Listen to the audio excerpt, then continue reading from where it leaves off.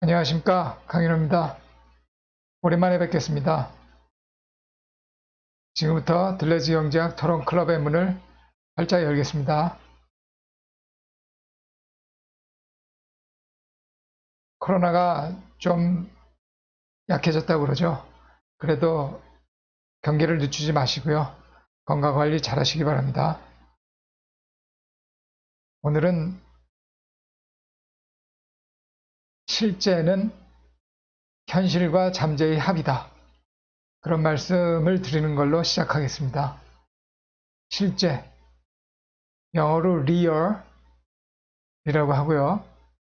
현실은 actual 이라고 하고요. 잠재는 virtual 이라고 할 수 있을 것 같아요. 더 자세한 것은 본문에서 말씀드리도록 하고요.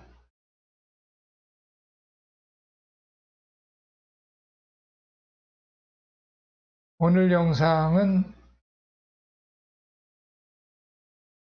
이 세상은 어떻게 무엇으로 이루어진 것인가?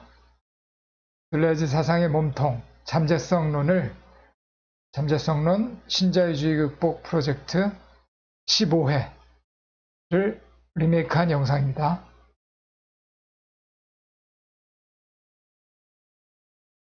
오늘도 역시 우리들 모두의 카페 백두협회에 올린 글 현대 형이상학의 정수 첫 번째 들레즈의 잠재성론을 가지고 말씀을 드리도록 할게요. 수수님이 또 새 글 올려주셨네요. 많은 글, 또 댓글도 올려주시면 고맙겠습니다.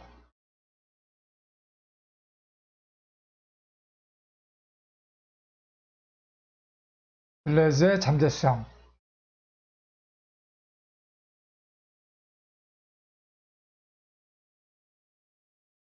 들레즈의 잠재성론. 들레즈의 잠재성론이라고 하면은 사실상 차이의 철학부터 시작한다고 볼 수가 있겠습니다. 차이의 철학과 함께 이 들레즈의 잠재성 이론이 현대 형이상학의 정수라고 할 수 있겠습니다. 먼저 존재의 근원부터 시작하도록 하죠. 이 존재의 근원 여기서는 그렇게 자세히는 들어가지 않을 건데 다음 시즌에 정치 경제학 들레즈 가타리의 미시정치론 하면서 과학과 철학에 대해서 자세히 말씀드릴 기회가 있을 때 그때 좀 더 자세히 하고요.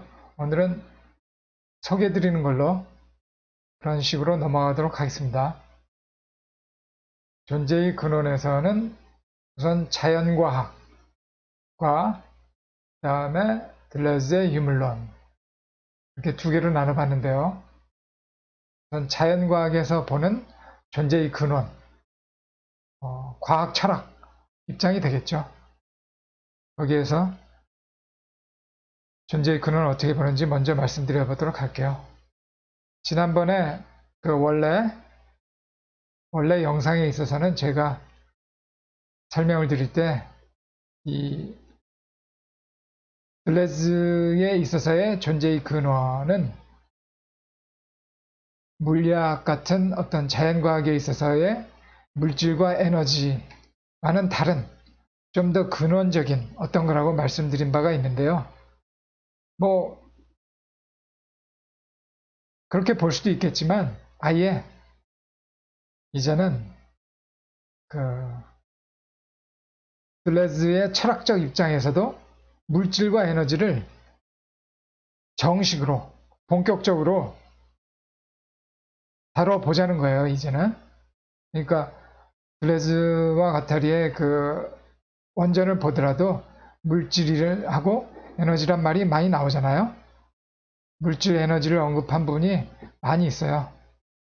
특히 청계의 고운에서 그렇죠. 그래서 우리는 이제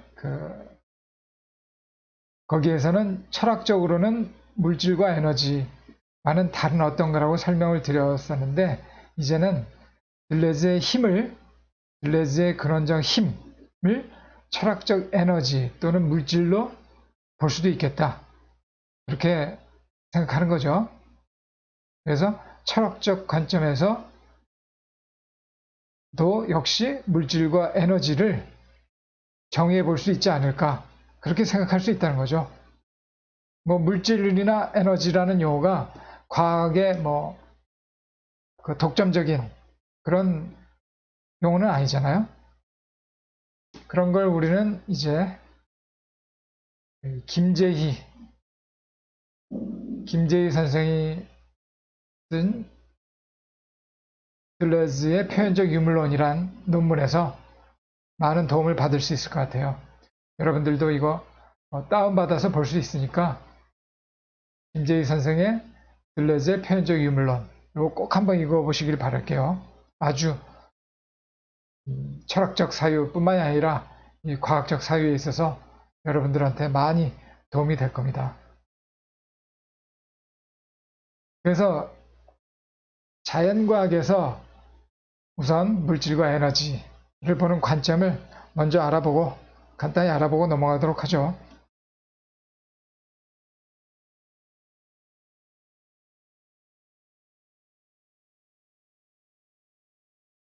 물질이 자연을 구성하는 실체라는 게 유물론이잖아요.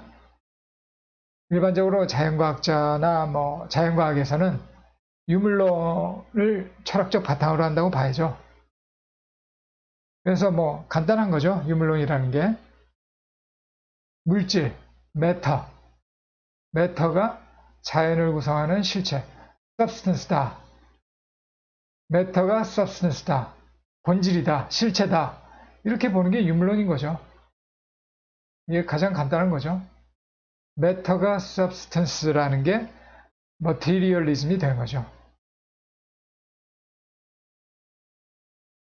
근데 최무영 교수의 물리학 강의 이 책을 보니까 일반적으로 물질보다는 에너지가 더 본질적이라고 하더라고요. 그래서 E는 mc제곱이라는 유명한 방정식이 있잖아요. 물질도 에너지에 불과하다. E 에너지, M은 질량, C는 빛의 속도잖아요. 물질도 에너지에 불과하다는 말이죠. 에너지가 질량이라는 형태로 있는지 다른 형태로 있는지의 차이일 뿐이라는 거예요. 그리고 이 자연과학에서 보는 물질이라는 것은 잠재적인 것이 아니라 현실적인 차원의 물질 개념이라는 거. 당연하겠죠.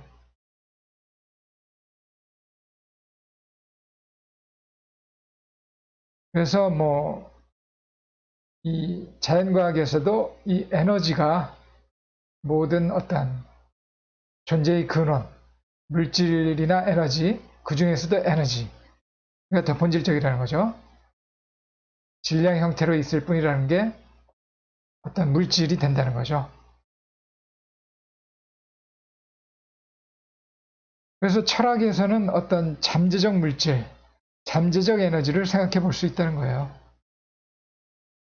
그래서 자연과학에서도 이 에너지 정의가 그렇게 명확하지가 않다는 거예요. 근원적인 것이기 때문에 아무리 자연과학적으로 생각을 한다고 해도 명확하게 밝힐 수 없는 것이라는 거죠. 그래서 자연과학적 입장에서도 에너지를 정의하는 데 있어서도 기껏해야 일을 할 수 있는 능력이다. 이런 식으로 추상적으로만 정의하고 있죠. 그래서 과학적으로 엄밀한 규정이 곤란하다는 거예요. 그때그때 경우에 따라서 필요에 따라서 잠재 에너지, 위치 에너지, 운동 에너지 이런 말을 많이 들어보셨죠. 그런 걸 통틀어서 역학적 에너지, 잠재적 에너지, 자유 에너지 그런 용어가 많이 있어요.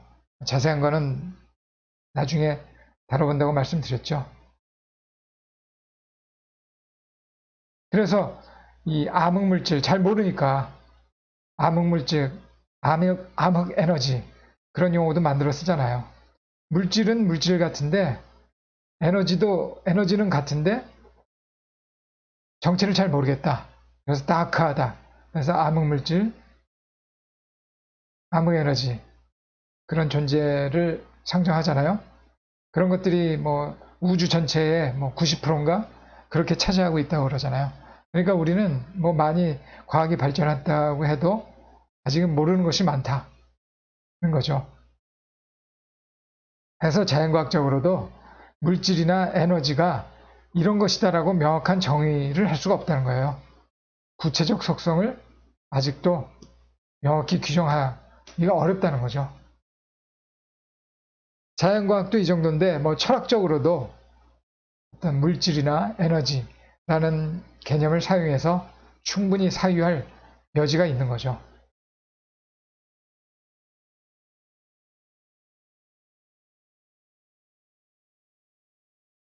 그래서 우리는 이 자연과학의 어떤 철학적 바탕, 철학적 토대를 한번 생각해 볼 수 있겠는데요.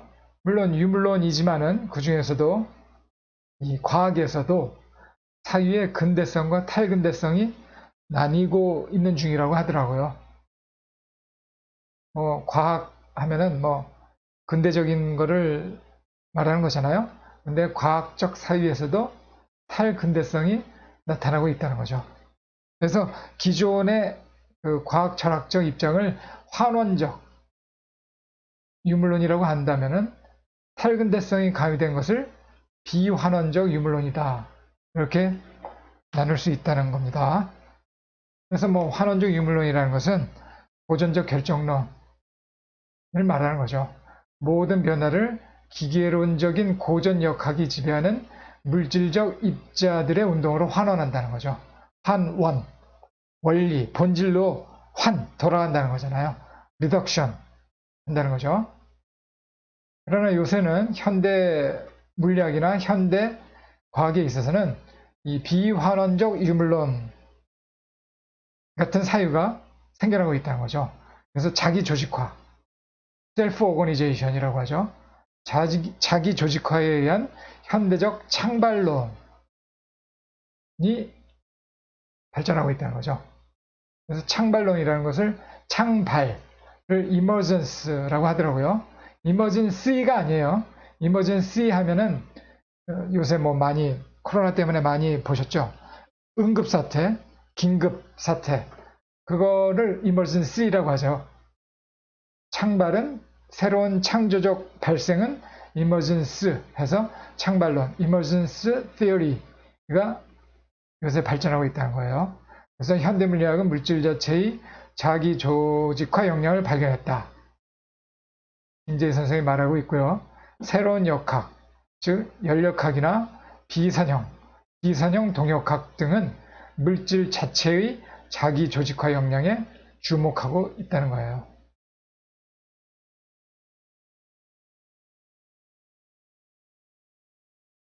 그러니까 뭐 간단하게 말씀드리자면은 이런 그 환원적 유물론에서는 부분과 전체의 관계를 봤을 때 전체가 어떤 부분, 물리적 입자들, 어떤 원리로 환원된다는 거죠. 그러나 현대 과학이나 현대 물리학의 입장에서는 그런 환원적인 입장이 아니라 어떤 그 부분으로부터의 어떤 창발적인 전체가 새로 태어난다는 거죠. 그러니까 생물학이 특히 그렇다고 봐야죠. 생명의 탄생이 가장 대표적인 창발의 현상이라고 보는 게 이 창발론의 이론이니까요. 생명의 탄생을 가장 대표적인 창발, 이머전스로 보는 거죠. 생물학에서 그런 경향이 센데 요즘에는 물리학에서도 이런 연력학, 요즘에 통계역학이 연력학의 가장 발달된 영역이죠. 그리고 동역학도 선형이 아닌 비선형 동역학에서 이런 자기조직화 역량이 주목을 받고 있다는 거예요. 이런 그 자연과학적 입장에서도 어떤 존재의 근원을 탐구할 때 이 환원적 유물론과 비환원적 유물론으로 이런 탈근대성이 나타나고 있다. 이런 면을 볼 수 있다는 거고요. 이제 철학적 입장, 본격적으로 철학적 입장에서는 대표적으로 들레즈의 유물론, 그것을 우리는 표현적 유물론이라고 할 수 있다는 거예요. 요새 뭐 신유물론 그런 말도 많이 쓰더라고요. 그것도 뭐 마찬가지로 들레즈의 철학, 들레즈의 존재론을 기초로 한다고 볼 수 있겠어요. 근데 이 표현적 유물론, 김재희 선생도 그렇고 또 이정호 선생도 보면은 이 형이상학을 환원주의적, 표현주의적 그런 식으로 나누시는 걸 볼 수 있어요. 거기에서도 표현이란 말을 쓰는데 들레즈 사상에 보면 표현이란 말이 용어를 많이 쓰잖아요. 그래서 들레즈 유물론을 표현적 유물론이라고 해도 무리는 없을 것 같더라고요. 거기에서 보는 존재의 근원을 한번 따져보기로 하죠. 거기서도 마찬가지로 우리가 물질, 에너지란 용어를 사용해서 존재의 근원을 파악해 볼 수 있다. 천착해 볼 수 있다는 거죠. 그래서 들레즈의 물질 말고도 뭐 진료, 재료 그런 용어로 바꿔서 생각할 수도 있겠어요. 경우에 따라서. 또는 에너지를 어떻게 볼 수 있나 생각해 보자는 거죠. 그래서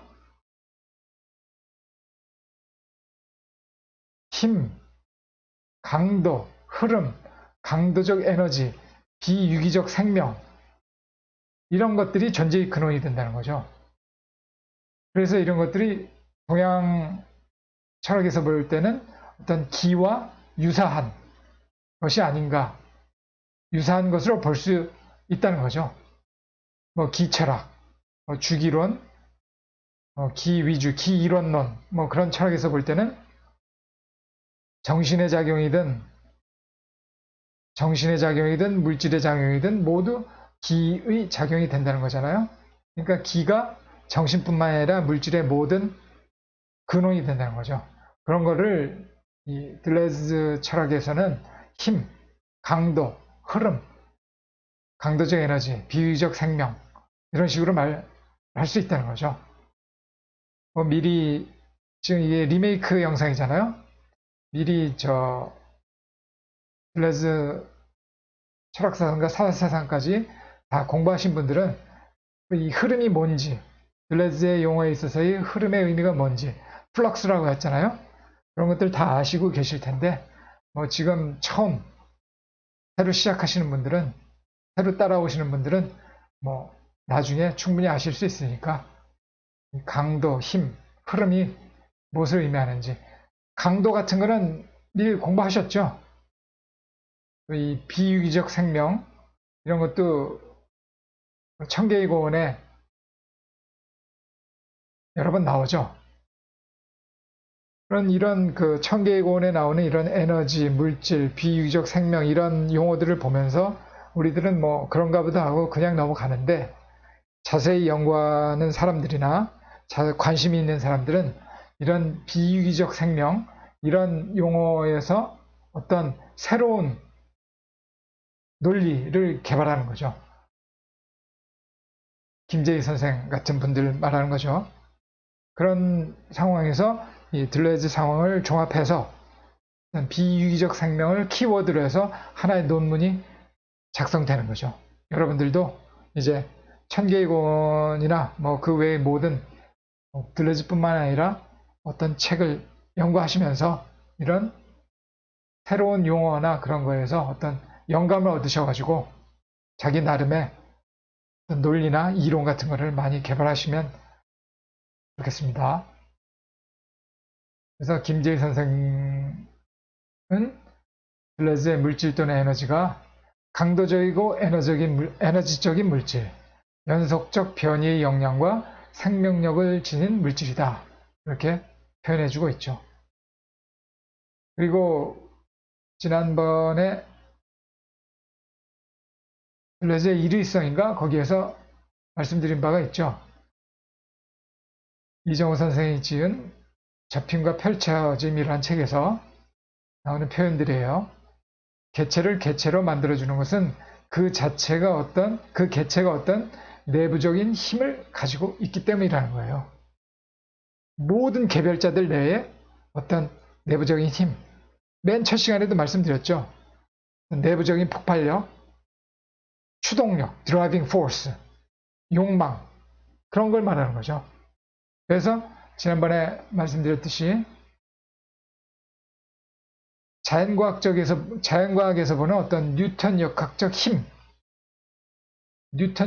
힘이 있다면 철학적으로 봤을 때도 스피노자, 라이프니츠, 니체, 들레즈 같은 사람들이 말하는 힘으로서의 철학적 힘이 있다는 거죠. 그래서 그거를 원어로 봤을 때 영불독 이런 입장에서 봤을 때 뉴턴 역학적, 자연과학적 힘은 force, la force, die Kraft 이렇게 표현한 경우가 많고 철학적인 힘은 power, la puissance, die Macht 이런 식으로 표현하는 경우들이 많다. 이렇게 말씀드린 바가 있죠. 그래서 들레즈의 유물론, 표현적 유물론에서는 이런 것들로 존재의 근원을 표현한다. 고 말씀드릴 수 있겠다는 거죠. 넘어가죠. 그래서 들레즈의 물질이라는 것이 비유기적 생명으로서의 물질이라는 거죠.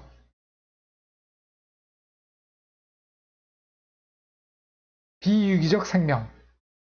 어떻게 보면은 약간 평형모순이라고 할 수가 있겠죠. 생명을 가진 것이 비유기적이다. 라는 거죠. 그러니까 여기서는 밑에서 말씀드리겠지만은 어떤 비인간주의, 자연주의, 어떤 사물에 대한 존재하는 모든 것들에 대한 어떤 힘, 생명력, 그런 거를 표현하는 거라고 봐야 되겠죠. 그런 비유기적 생명으로서의 물질이라는 거예요. 들레즈의 물질은. 들레즈의 관점에서의 물질은 하나의 힘, 내재적인 변이의 역량과 비유기적 생명력을 가진 물질이라는 거죠. 강도적 에너지로서의 들레즈의 물질은 앞에서 말한 비환원적 유물론에서 말한 그것도 역시 탈근대적 사유가 가미되어 있지만은 그것도 역시 과학적, 자연과학적 물질의 표현이었잖아요. 들레즈의 물질은 그런 자기 조직화 이상의 역량을 보유한다는 거죠. 자기 조직화 이상, 더 심오하다는 거죠. 유기체로서의 창발성, 아까 이머전스라고 했죠. 유기체로서의 창발성 이상의 생성을 표현한다는 거죠. 그 이상이라는 거죠. 비환원적 유물론 이상의 의미를 갖고 있다. 그런 힘, 에너지, 생명력, 비유기적 생명력을 표현한다는 거죠. 그러니까 유기체보다 범위가 넓은 거죠. 그런 것들을 천개의 공원에서는 배치들 속에 들어왔다가 나가버리는 운동물질, 에너지물질, 흐름물질 이런 식으로 표현하고 있잖아요. 그런 것들이 탈지층화되고 탈영토화된 물질이라고 볼 수 있죠. 그래서 천계공원의 다른 부분에서도 탈기관체는 특정한 정도로 공간을 점유하게 될 물질이다. 탈기관체는 물질이다. 이 물질은 에너지와 똑같다. 강도가 0에서 출발해서 커지면서 실제가 생산된다. 라는 거죠. 탈기관체, 기관 없는 몸체죠. 이런 것도 미리 공부하신 분은 아실 거예요. 수많은 층위, 개체의 층위, 사회의 층위, 지구 전체의 층위, 우주의 층위, 그런 식으로 수많은 층위의 중층적인 탈기관체, 의미를 가진다고 할 수 있다고 했잖아요. 근데 여기서는 개체의 층위가 되는 거죠. 하나의 어떤 개별자, 하나의 근원적인 몸체의 잠재적인 거잖아요.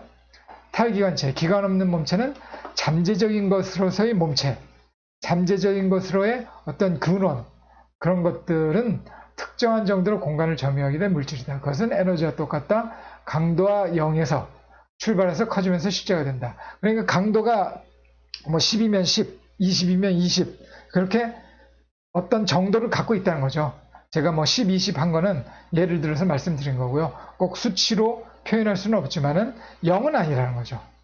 강도가 0인 것은 고른판, 혼효면, 어떤 그 전체로서의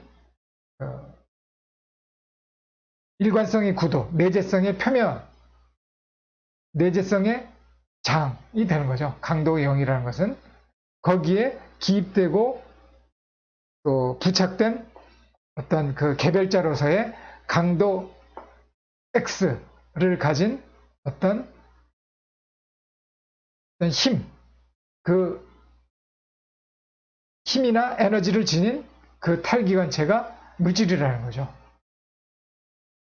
그래서 김재희 선생은 또 강도적 에너지를 지닌 물질은 물리계든 생물계든 모든 형상들이 나타났다 사라지는 존재론적 바탕이다.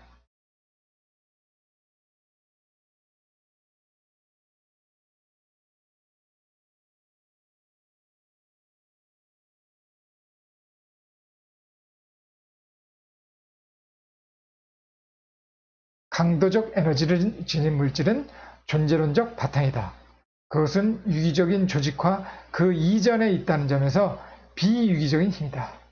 그러니까 조직화 그 이전에 있다는 것은 더 바닥에, 더 바탕에, 더 근저에 있다는 점에서 비유기적인 힘이다. 라는 거죠.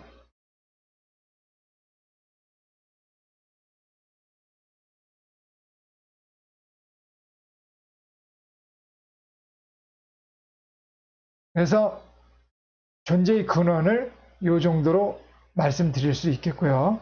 이제 이런 존재의 근원을 알아본 상태에서 과연 존재와 인식이라는 거 한번 알아보도록 하죠.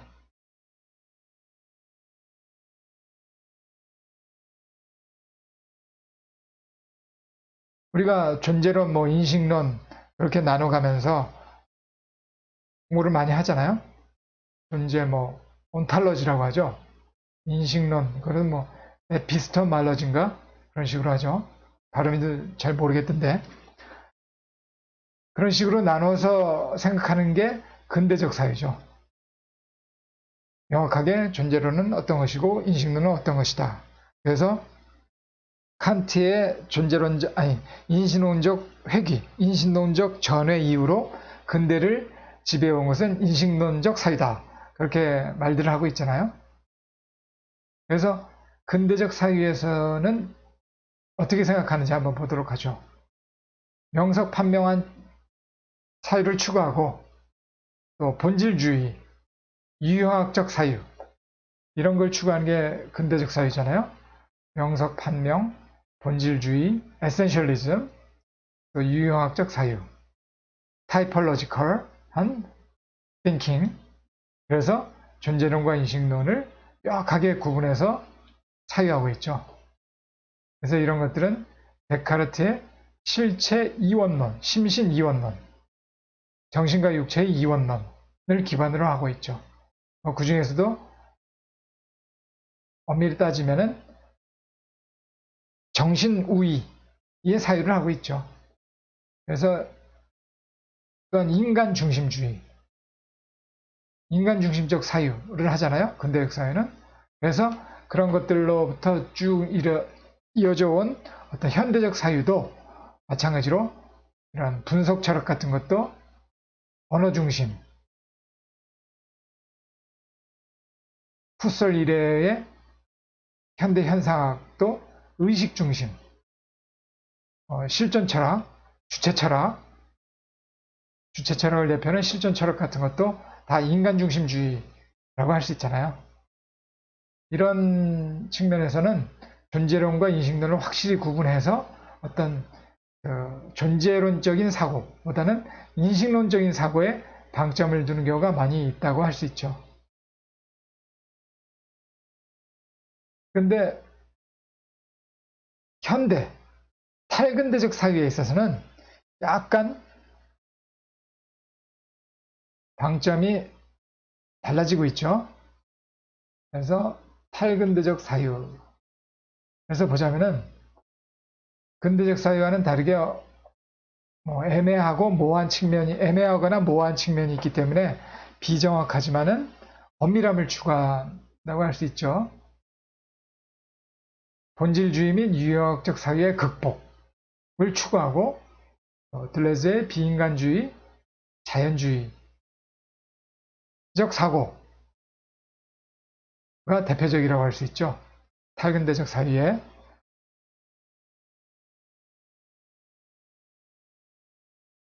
그래서 이런 탈근대적 사유에 있어서의 존재론이라고 할 수 있는 존재론이라고 할 수 있는 게 아니라 실제론을 보자면은 근대적 사유에 있어서는 관념론과 실제론의 대립을 인식론적으로 보고 있잖아요. 그런 실제론에 있어서도 탈근대적 사유에 있어서는 인간의 의식을 포함한다는 거죠. 인간의 의식 바깥에 있는 것만 실제한다고 보는, 바깥에 있는 것이 실제한다고 보는 실제론이 아니라 인간의 의식 자체까지도 실제론으로 볼 수 있다는 거죠. 그래서 정신과 육체의 본질적 차이는 없다는 거예요. 하나의 개체로서의 몸체에는 정신체와 몸체에는 정신체와 영혼체 등 비육체적인 것도 포함하게 된다는 거죠. 이런 탈근대적 사유에 있어서는. 그래서 우리가 이미 알고 계신 분들도 있겠지만은 우리가 하나의 몸체, body, 불어로 꼬흐라고 하거든요. 그런 것들은 우리는 들레즈의 사유에 있어서는, 탈근대적 사유에 있어서는 어떤 몸체라고 했을 때 육체, 신체, 우리가 평소에 말하는 어떤 물질적인 육체나 신체뿐만이 아니라 이 정신체와 영혼체도 포함시켜 사유한다는 거예요.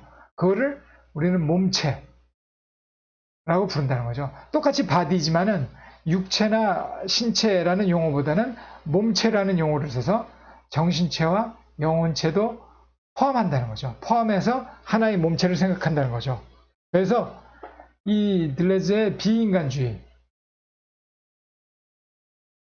자연주의라는 것이 바로 이 정신과 육체의 구별을 하지 않는다는 거예요. 차별을 두지 않는다는 거죠. 아까 말씀드렸듯이 데카르트의 심신이원론이라는 것도 엄밀히 말하면 정신의 우월성을 강조하는 거거든요. 그러나 탈근대적 사유에 있어서는 정신과 육체의 차이를 둘 이유가 없다는 거예요. 그래서 들레즈의 이 잠재성 철학을 보면은 존재론과 인식론을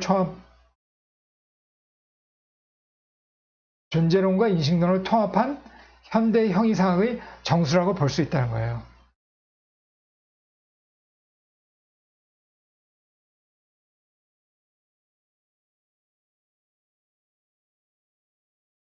근대적 사회에 있어서는 유심론과 유물론을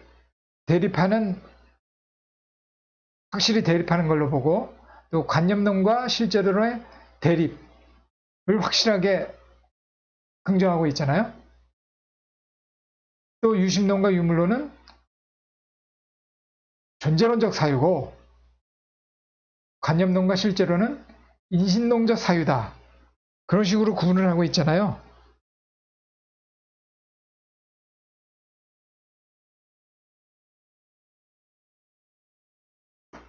그러나 이 탈근대적 사유에 있어서는 그렇지가 않다는 거예요. 관념론과 실제론, 유심론과 유물론, 이런 것들이 다 통합적인 사유가 될 수 있다는 거죠. 여기서 그 유물론이라는 건 앞에 말씀드렸죠. 가장 간단하게 말해서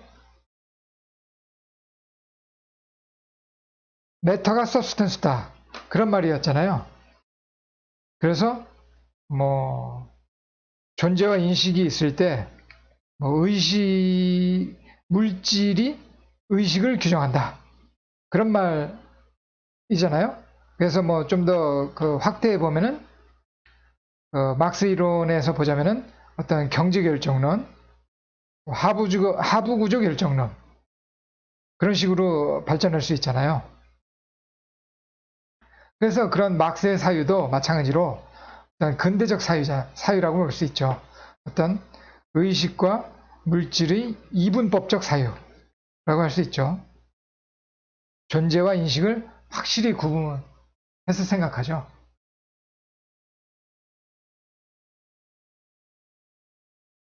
그러나 요즘에는 이런 이 실제론 같은 것도 의식 외부에 대한 사유로서 광의의 유물론이라고 볼 수도 있다는 거예요. 외부에 대한 사유를 우리는 유물론이라고도 할 수 있다는 거죠. 이 미래의 막스주의, 이진경 선생이 지으신 미래의 막스주의를 한번 참조해 보시기 바랍니다.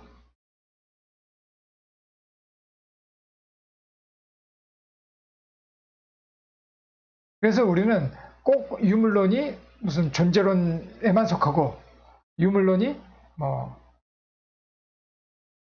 인식론에 속하지 않다. 그렇게 볼 수가 없다는 거예요.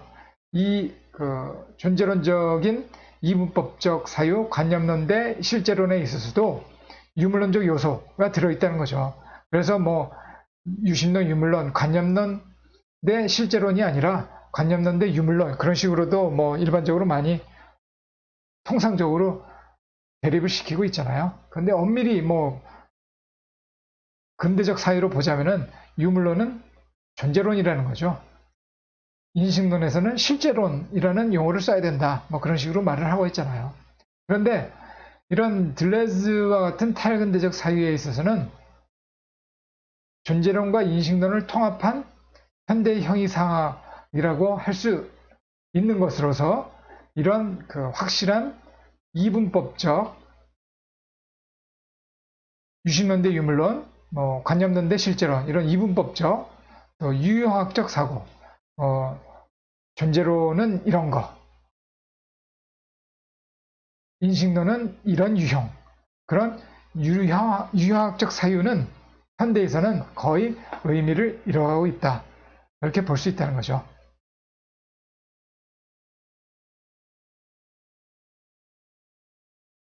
그래서 요거에 대해서 조금만 더 말씀드리자면은 의식 외부에 대한 사유를 우리는 의식 외부가 존재한다는 게 실제론이라는데 그거의 실제론이라고 할 수 있는데 그거에 대한 사유를 우리는 광의의 유물론이라고 볼 수 있다는 거예요. 그래서 관념론이라는 게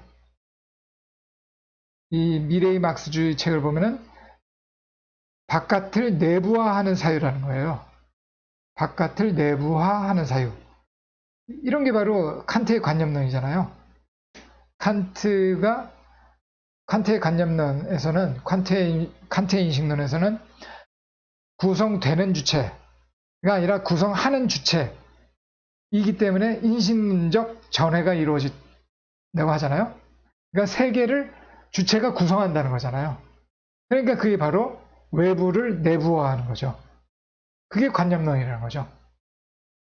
외부에 대한 사유가 유물론이라고 할 수 있고 외부를 내부화하는 사유가 관념론이라고 할 수 있다는 거죠. 그게 바로 세상을 구성하는 주체를 주장하는 칸트의 관념론의 핵심이라고 할 수 있는 거죠. 그래서 그런 근대적인 칸트의 사유를 중심으로 하는 근대적인 사유는 이제 현대의 관점에 있어서는 그렇게 큰 의미가 없다는 거죠. 주체라는 것이 꼭 그렇게 어떤 초월적인 존재가 아니라 내재적인 존재화하기 때문에 현대 사회에 있어서는 이런 유심론, 유물론, 관념론 대 실제론과 같은 이렇게 꼭꼭 나눠서 또 분야를 여러 유형으로 나누는 어떤 이분법적 사유, 유형학적 사유 이런 것들은 무의미하다는 의미가 적어지고 있다라는 거죠. 그래서 한마디로 들레즈의 이런 현대적 사유는 앞서 말한 표현적 유물론, 또 생기론적 유물론이 되는 거죠. 근데 이거는 이 생기론, 바이탈리즘 이라는 것은 자연과학자들이 아주 싫어하죠. 이런 자연과학자들이 신조를 하는 게 물질, 그러니까 자기들이 생각하는 물질이죠. 화학법칙이나 물리법칙과 화학법칙이 적용되는 물질로부터의 어떤 생성, 가장 대표적인 게 뇌를 말하는 거죠.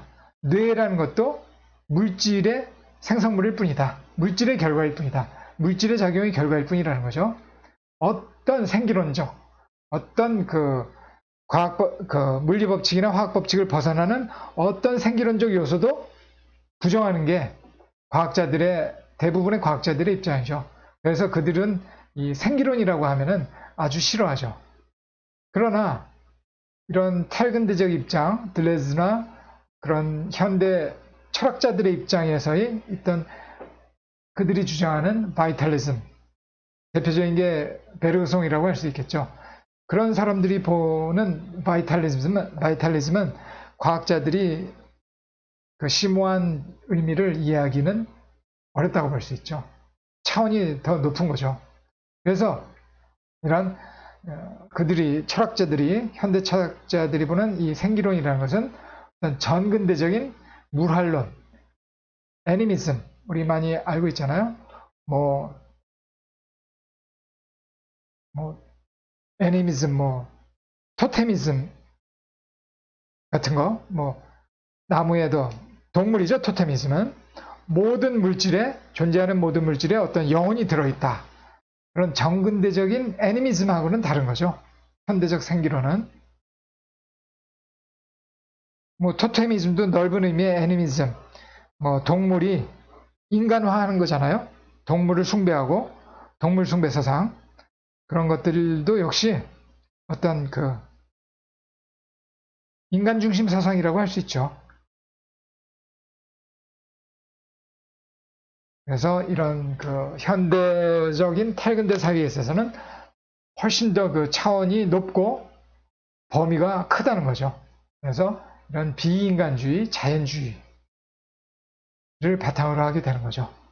거기서 나오는 표현적 유물론, 생기론적 유물론이 현대에 있어서의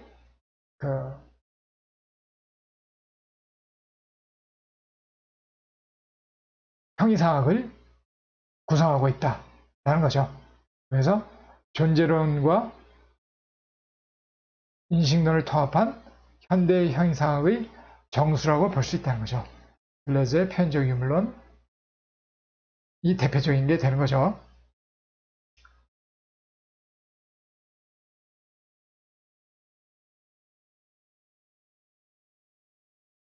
그래서 정리를 한번 해보죠. 지금까지 말한 거요. 존재와 인식은 상호 밀접하다는 거예요. 존재론과 인식론을 어디부터 존재론이고 어디부터 인식론적 사유라는 경계가 모호하다는 거죠. 들레즈는 실제론자이자 외부를 사유하는 유물론자라고 할 수 있겠어요. 현대과학의 총체적 결과에 상응하는 현대 철학의 토대가 필요하다고 할 수 있죠. 그거에 대응해서 들레즈의 유물론, 표현적 유물론이 과학적 유물론, 과학 철학에서 보는 유물론이겠죠. 이것을 아우르는, 그것을 포함하는 더 심오한, 포함하고도 넘치는 철학적 유물론을 구축하고 있다는 거예요. 순수 철학적 의미에서의 유물론을 구축하고 있다는 거죠. 그래서 누누이 제가 말씀드리지만은 들레즈를 현대 형이상학자, 현대 철학을 위해 토대를 구축한 대단한 위대한 철학자라고 할 수 있다고 계속 말씀드리는 거죠. 또 어떤 분은 현대의 칸트다, 그렇게도 말한다고 말씀드렸죠. 그래서 김재희 선생은 들레즈는 이 물질에 대한 새로운 개념화를 토대로 들레즈는 이 물질에 대한 새로운 개념화를 토대로 과학이 사유하지 못하는 전체에 대한 유물론적 통찰을 제시했다. 이렇게 말하고 있죠. 그래서 결론은 존재의 원천, 인식의 근거 모두가 하나의 힘, 에너지 물질, 기로서의 들레즈의 차이 자체, 잠재적 역량이라는 거죠. 그래서 결론은 이렇다는 거죠. 존재의 원천, 인식의 근거, 맨 처음은 아니죠. 차이 철학할 때 말씀드렸잖아요. 차이 자체가 잠재적인 것의 가장 대표적인 거잖아요. 존재의 원천, 인식의 근거, 차이 자체라고 그랬잖아요. 그것이 존재의 원천, 인식의 근거 모두가 하나의 힘, 에너지 물질, 기로서의 들레즈의 차이 자체, 잠재적 역량이라는 거죠. 잠재적인 것들이 이런 식으로 힘, 에너지, 물질, 기 이런 식으로 사유할 수 있다는 거죠. 그래서 들레즈 철학과 사상의 핵심은 잠재성을 사유하는 거예요. 미리 공부하신 분들은 이미 다 알고 계시겠지만은 아직 공부하시지 못한 분들도 이 잠재성을 사유하는 것이 들레즈 사유에 있어서 어떤 의미를 가지는지 보자면은 이런 식으로 말씀드릴 수 있겠어요. 존재론, 인식론, 사회사상 모두 잠재성에 대한 사유로부터 시작한다는 거예요. 들레즈 철학의 시작인 차이 자체도 존재의 원천이자 인식의 근거로서의 잠재적 이념이라는 거죠. 또 초월적 경험론에서의 초월적이라는 것도 현실적이 아닌 역시 잠재적이라는 뜻이라는 거죠. 사건의 철학에서 우리가 인식하는 사건들은 잠재적 순수사건, 이제 밑에서 말씀드릴 거예요. 잠재적 순수사건들이 구체적으로 현실화한 것이라는 거죠. 존재의 운동과 생성은 다음 시간에 현대형이상학 두 번째 시간 말씀드릴 거예요.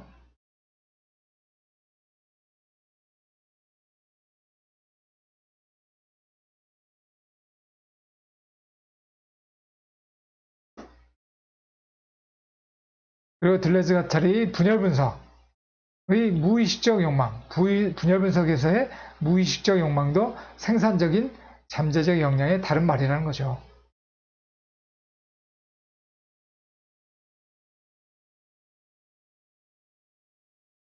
그리고 들레즈 가탈의 잠재적인 리좀형 다양체도 잠재적 대상을 일컫는 용어라는 거죠. 그래서 들레즈 가탈의 사회사상의 요체도 잠재적인 추상기계들이 구체적으로 현실화한 배치들이 사회를 구성한다는 거예요. 잠재적인 추상기계들의 구체적으로 현실화한 배치들이 그것이 사회를 구성한다는 것이 들레즈 가탈의 사회사상의 요체라는 거죠. 그러니까 들레즈와 가타리의 모든 철학과 사상이 다 잠재성 논의가 관철된다는 거예요. 처음부터 끝까지. 그러니까 우리가 들레즈의 잠재성에 대해서 얼마나 잘 인식을 잘 해야 되는지 알 수 있겠죠. 모든 게 다 핵심은 잠재성에 대한 사유라는 거예요. 모든 게 다 잠재성, 잠재적 이념, 잠재적 순수사건, 잠재에서 현실로 가는 분화,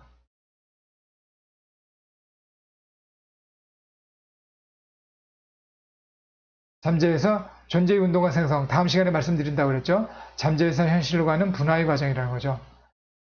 분열 분석의 무의식적 욕망도 잠재적 역량, 리좀형 다양체도 잠재적 대상을 일컫는 용어, 사회사상의 요체도 잠재적 추상기계가 구체적으로 현실화한 배치들이 사회를 구성한다는 것일 뿐이라는 거죠.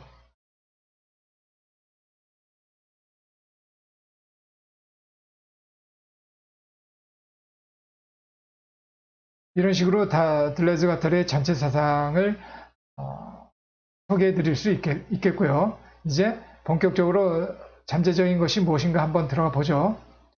들레즈의 존재론, 들레즈가 아니라 존재론이라는 것은 실제하는 것에 관한 철학적 이론이라고 할 수 있겠어요.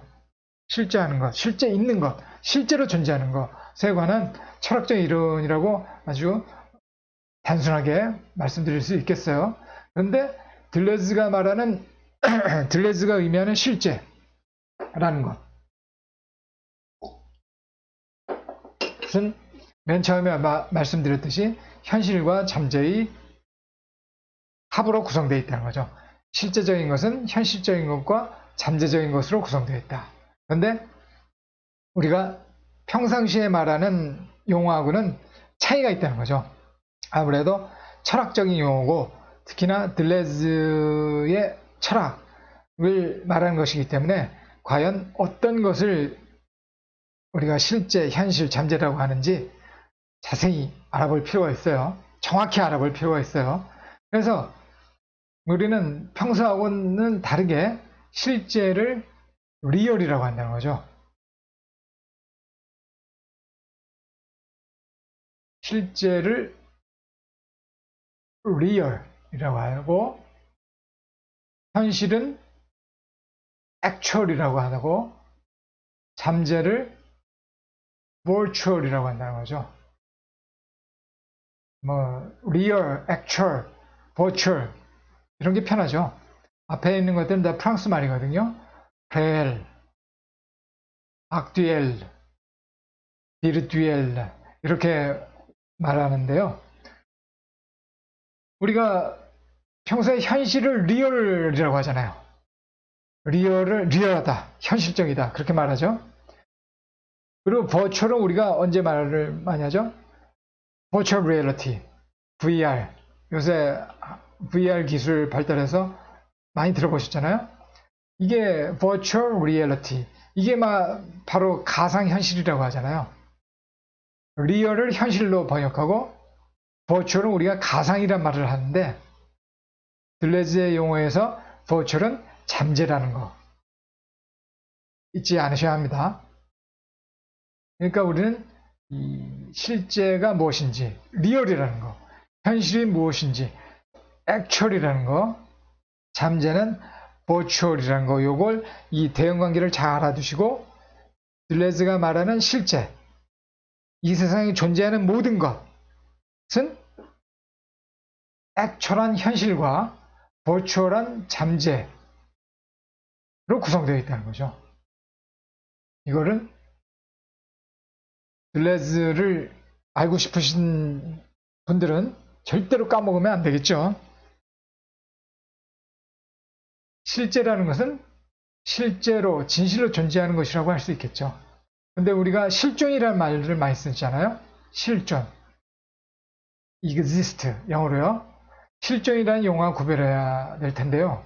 실존은 들레즈 철학에서는 현실적으로 존재하는 경우를 실존한다고 하거든요.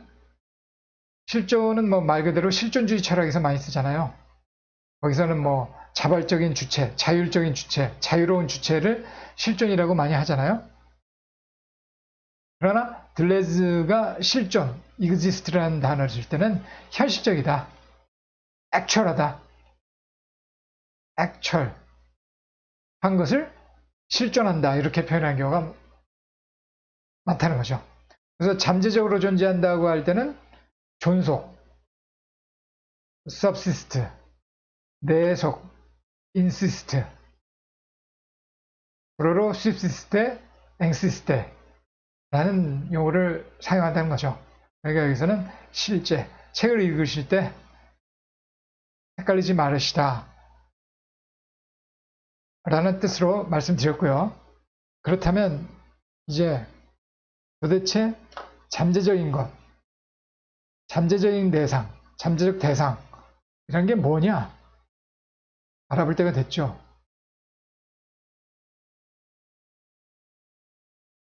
잠재적인 게 뭐냐? 잠재적 대상이 뭐냐? 지금까지 공부해온 바로는 이렇게 말씀드릴 수 있겠어요. 들레즈의 힘, 물질, 에너지, 흐름 또는 그것의 조합들로 이루어지는 잠재적 몸체 또는 순수 사건들이다. 이렇게 말씀드릴 수 있겠어요. 어떤 하나의 개별적인 몸체로 표현할 수도 있겠고 어떤 사건, 이벤트로 표현할 수도 있겠어요. 우리가 어떤 힘과 힘이 만나서 모든 것들이 만들어지고 모든 사건이 발생한다고 볼 수 있잖아요. 전에도 여러 번 말씀드린 것 같은데 힘과 힘의 조우, 우연한 만남, 인카운터라고 그랬죠. 인카운터, 우연한 만남으로 인해서 어떤 것들이 생기고 어떤 사건이 터지고 그러잖아요. 그래서 어떤 근원적인 힘, 물질, 에너지, 흐름이라고 했잖아요. 그런 걸 구체적으로 좀 더 다른 용어로 표현하자면 우리가 입자들, 강도들, 특이성들이라고 할 수 있겠어요. 그거를 입자, 파티클의 P, 강도, 인텐시티의 I, 특이성들, singularities,의 S를 써서 PIS로 표현해 볼 수도 있겠다. 그렇게 말씀드렸죠. 그런 것들이 조합들로 이루어지는 그런 것들의 어떤 여러 조합이 이루어질 수 있겠죠. 컨비네이션이 이루어질 수 있겠죠. 그것들로 이루어지는 잠재적 몸체, 아까 말씀드렸죠. 그걸 탈기관체, 기관 없는 몸체라든지 그것들로 이루어지는 탈기관체라든지 어떤 순수 사건들, pure event 라고 할 수 있겠죠. 그래서 그런 것들은 잠재적인 것은 완결적으로 규정되어 있다고 볼 수가 있어요. 완결적으로 규정된 체계로서 실제한다. 실제로 존재한다는 거예요. 진짜로 있다라는 거죠. 그래서 잠재적인 것의 실제성, 이 잠재적인 것의 실제성, 진짜로 있다. 그런 성질을 우리는 어떻게 표현할 수가 있느냐 했을 때 그것은 이 차이와 반복에서 미분적 요소와 그것들의 비율적 관계들 안에 또 그것들에 상응하는 미분비들에 상응하는 독특한 점들 안에 있다. 그렇게 표현해주고 있다는 거죠.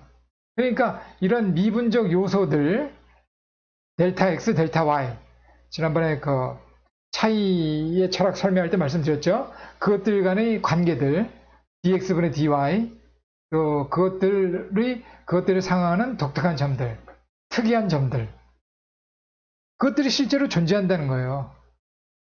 잠재적인 것, 잠재적 대상들의 실제성은 이런 것들을 보면 알 수 있다는 거예요.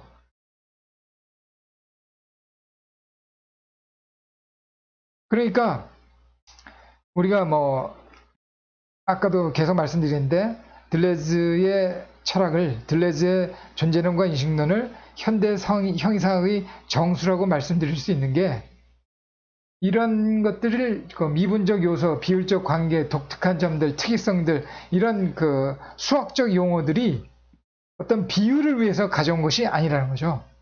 수학적 비유가 아니라 이런 것들은 들레즈의 이념적 존재들, 잠재성들, 들레즈의 철학적 사상을 수학적 용어를 사용해서 이론적으로 설명해 주고 있다는 거죠. 근데 이런 것들이 자세히 알고 나면은 사실상 별게 아닌 것도 같지만은 그러나 이런 식으로 이 세상을 설명해 주는 이론이 아직까지 없다는 거예요. 들레즈만한 어떤 정교한 이론으로서 발전된 게 없다는 거죠. 그래서 이런 면에서 저는 후코도 이번 세기는 들레즈의 세기가 될 것이다. 그런 평가도 이런 측면에서 내렸다고 저는 생각하고 있거든요. 그래서 이런 들레즈의 차이 철학에서부터 쭉 이어지는 이 잠재성론은 하나의 비유가 수학적 비유가 아니라 수학적 용어를 빌어서 차용해서 설명한 이론이라는 거예요.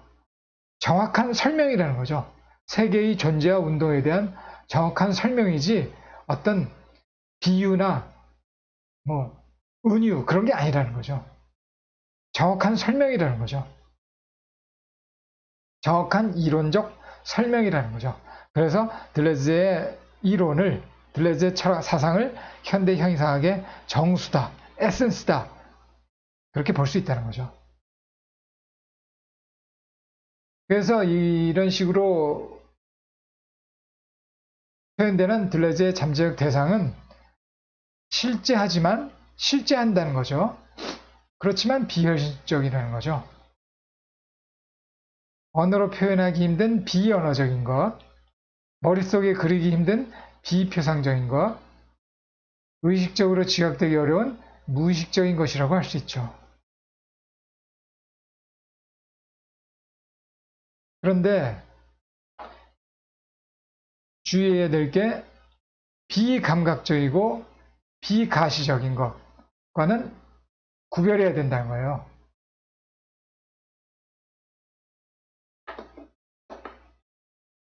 정신이나 영혼, 그리고 자연법칙이나 사회적 관행 같은 것은 현실적이라는 거예요. 우리가 만질 수 없잖아요. 또 볼 수도 없잖아요. 그렇지만 언어로는 표현할 수 있잖아요. 그러니까 현실적인 거죠. 잠재적인 것은 비몸체적인 것 혹은 비물체적인 것으로, 비몸체적인 것, 비물체적인 것으로 번역되는 불어의 앵꼬보렐에 상응한다는 거죠. 나중에 사건의 존재를 할 때 이 비물체적 변형이라는 걸 공부할 텐데 거기에서 더 이 앵꼬보렐이라는 용어를 더 공부하도록 하고요. 그러니까 아까도 말씀드렸듯이 들레즈 사이에 있어서의 몸체라는 것은 이 육체뿐만 아니라 영혼체까지도 포함한다고 그랬잖아요. 그러니까 그렇지 않은 것, 그러니까 영혼이나 정신체나 영혼체, 자연법칙이나 사회적 같은 것도 포함하지 않는 다른 것, 그런 것과도 다른 것이 잠재적이라는 거죠. 비몸체적인 것, 비물체적인 것에는 정신체나 영혼체도 포함되지 않는다는 거죠. 그러니까 우리가 이 잠재적인 것을 이 비감각적인 것, 비가시적인 것과 같다고 헷갈리는 경우가 종종 있는데 그러면 안 됩니다. 보이지 않는다는 것과 잠재적인 것은 달라요. 잠재적인 것은 순수하고 근원적이며 총체적이라고 표현할 수가 있겠어요. 이 현실 자체와 대비되는 의미에서 이상적이고 순수한 것이다 라는 거죠. 우리가 현실은 불순하다, 현실은 더럽다, 태폐적이다, 그런 표현을 많이 하잖아요. 그런 것과 대비되는 의미에서 이상적이고 순수하다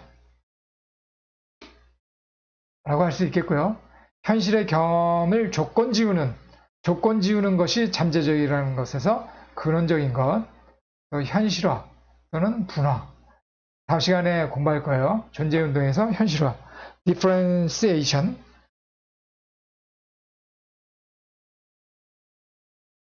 현실화는 actualization 혹은 분화, differentiation. 되기 이전의 총체적인 것. 분화되기 전이니까 총체적인 거죠. 그런 식으로 우리는 잠재적인 것을 표현할 수 있다는 거죠. 그래서 이념, 이데아라는 것은 들레즈의 플라톤의 이데아는 다 알고 계시죠? 또 들레즈에 있어서 이데아는 뭐라고 그랬어요? 잠재적인 게 이데아, 들레즈의 이데아라고 할 수 있다고 했잖아요. 이념적 차이. 가장 근원이 되는 차이 자체는 이념적 차이라고 할 수 있잖아요. 그게 들레즈 이데아라고 할 수 있죠. 그러니까 들레즈의 이데아는 잠재적인 거예요. 그래서 플라톤에게 있어서나 그 내용은 다르지만 플라톤에 있어서나 들레즈에게 있어서나 이념은 순수한 것, 이상적이고 순수한 것이라고 할 수 있는 거죠. 그래서 우리는 이 순수 사건, 순수 과거, 순수 기억으로 이 잠재적인 것에 예를 들 수 있는 거죠.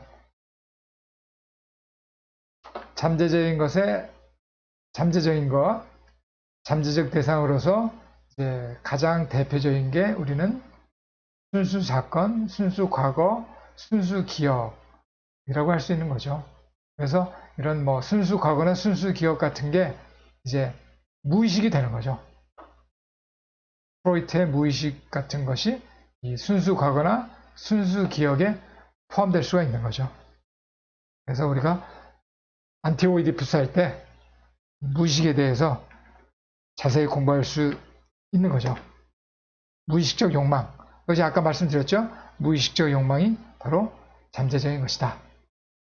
잠재적 대상 중에 하나다. 라는 거죠. 근데 여기서는 일반적으로 순수사건, 순수과거, 순수기억이라는 용어를 사용해서 잠재적 대상을 공부하도록 하죠. 여기까지 하고, 여기까지 말씀드리고, 다음 시간에 현대 형이상의 정수 2편으로 존재의 운동에 대해서 그때는 오늘보다는 훨씬 간단하게 말씀드릴 수 있을 것 같아요. 그럼 순수 사건이라는 것은 뭐냐?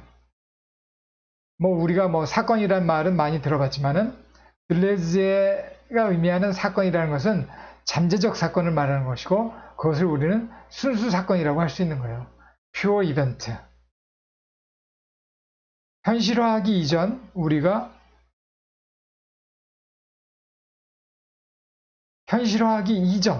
우리가 감각할 수 없는 무수한 독특성들, 특이점들로 뒤엉켜 있는 세계를 말하는 거죠. 순수 과거, 순수 기억도 마찬가지라는 거죠. 순수 과거, 순수 기억도 마찬가지라는 거예요. 현재에 이르기까지 모든 시간 동안 무한한 단계와 층들로 누적된 과거와 기억의 복합체라는 거죠. 이런 것들은 어느 한 시점의 사건, 과거, 기억은 그런 것들하고는 다르다는 거죠. 이런 것들은 의식적으로 인식이 가능하잖아요. 그 자체로 현실화해서 존재한다는 거죠. 그러니까 한 시점의 사건, 지금 눈앞에서 벌어지는 어떤 교통사고라는 거 같은 거, 또 과거의 내 생일, 아니면 역사적인 광복절 8월 15일 다 의식적으로 인식되는 거잖아요. 다 언어로 표현되고 기억, 너와 나가 첫 만남은 몇 월 며칠, 그런 것들은 현실화해서 되어서 존재하지만은 이런 순수사건 과거 기억은 현실화되기 이전의 어떤 말로 표현하지 못할 복합체라는 거예요. 뒤엉켜 있는 세계라는 거죠. 현실적인 일상적 의미에서의 기억은 넓은 의미의 지각의 일종. 우리가 일반적으로 말하는 기억은 지각의 일종이라는 거예요. 인식 능력의 일종이라는 거죠. 인식 능력에 속하는 지각의 일종이라는 거죠. 과거의 한 순간을, 한 단편을 표상한 것에 불과하다는 거죠. 우리가 평소에 말하는 사건, 과거, 기억은 다 표상적이라는 거죠. 그러나 순수사건, 순수과거, 순수기억은 잠재적인 것이기 때문에 비표상적인 거라고 말씀드렸잖아요. 그러나 잠재적인 것으로서의 순수기억은 과거의 체험 전체가 응축된 뒤엉켜 있는 말로 표현하기 어려운 그런 표상하기 비표상적 세계라는 거죠. 그렇게 말씀드릴 수 있겠고요. 그런데 이 순수 과거라는 것은 주의하셔야 될 게 현재와 동시적으로 공존한다는 거예요. 과거는 현재가 아니잖아요. 그런데 순수 과거는 현재와 공존한다는 거예요. 왜? 순수 과거는 잠재적인 거라고 말씀드렸죠? 잠재적인 거는 실제적인 거죠? 실제는 뭐예요? 실제는 지금 있는 거예요. 단순한 과거는 지나간 현재, 단순한 과거는 지나간 현재로서 현재와는 불연속적으로 분리되어 있죠. 현재와 떨어져 있죠. 현재에 공존하는 게 아니죠. 그러나 우리가 실제 한다는 것은 진실로 존재하는 건데 지금 존재하는 거예요. 지금. 잠재적인 거 실제적인 거잖아요. 현실적이지는 않지만. 그러니까 잠재적인 것도 실제하는 것이기 때문에 지금 존재해요. 근데 순수과거도 잠재적인 거죠. 그러니까 지금 존재하죠. 지금 현재와 동시적으로 공존하는 것이죠. 잠재적인 것도 현실적인 것과 마찬가지로 실제적인 것으로서 지금 현재 존재한다는 거예요. 지금 현재 존재한다. 단지 표현하거나 지각하기 곤란한 것일 뿐 현실적인 것들과 함께 공존한다는 거죠. 그렇죠? 그러니까 우리의 무의식은 지금 있잖아요. 있는 거잖아요. 그게 우리의 과거가 응축돼서 무의식화 되었을 때 우리의 무의식이 지금 있잖아요. 과거에 있는 게 아니잖아요. 순수 기억도 우리가 명확히 하나의 단편으로서 기억하지 못하는 것일 뿐 우리 무의식 속에 현재 잠재적으로 존재한다는 거예요. 우리의 무의식 속에 현재 잠재적으로 존재한다. 그러니까 단순한 과거나 단순한 기억은 현재 존재하는 게 아니지만 순수 과거나 순수 기억은 어떤 잠재적인 것이기 때문에 구체적으로 뭐다 말로 표현하진 못하겠지만은 어쨌거나 실제하는 것으로서 지금 존재한다는 거죠. 헷갈리지 마시고요. 또 여러분들이 주의하셔야 될 것이 잠재적인 것과 잠재적인 것이 현실화된 것으로서의 현실적인 것은 유사하지 않다. 닮지 않았다는 거예요. 이것도 다음 시간에 좀 더 예를 들어서 설명해 드릴 거예요. 순수 기억이 현실화해서 기억이 되고 순수 과거가 현실화해서 과거가 되는 것이 아니죠. 순수 과거와 어떤 시점의 기억은 다른 거예요. 순수 과거와 어떤 시점의 과거는 다른 거죠. 순수 기억이 현실화돼서 어떤 현상으로 나타났을 때는 그것은 닮은 유사관계가 아니라는 거예요. 순수 과거가 어떤 나의 무의식이 현실화돼서 어떤 형상이 되어서 나타났을 때 그건 닮지가 않는다는 거예요. 우리가 무의식을 기반으로 해서 어떤 그림을 그렸다 했을 때 그게 닮을 어떤 필연적인 이유가 없는 거죠. 그래서 창조적인 것이다. 그래서 창조가 이루어지는 것이다. 그렇게 들레즈는 설명하고 있거든요. 더 자세한 거는 다음 시간에 존재의 운동할 때 말씀드리도록 하고요. 주의할 것은 이거라는 거. 순수 기억이 현실화되면 기억이 되고 순수 과거가 현실화되면 과거가 된다는 게 아니라는 거죠. 순수 과거나 순수 기억은 그 자체적으로 존재하면서 자체적으로 존재하는 거예요. 현재. 우리의 현실적인 경험들과 인식의 원인, 원천, 근거로서 작용하는 것일 뿐이지 순수 과거가 닮은 게 어떤 현실화되고 순수 기억이 어떤 우리가 잘 모르겠지만 어떤 게 비슷한 게 현실화되고 그런 게 아니라는 거죠. 순수 과거나 순수 기억은 그 자체적으로 현재 잠재적으로 존재하면서 단지 원인, 원천, 근거가 된다는 거지 현실화된 어떤 존재와 닮을지 안 닮을지 그런 거는 상관이 없다는 거죠.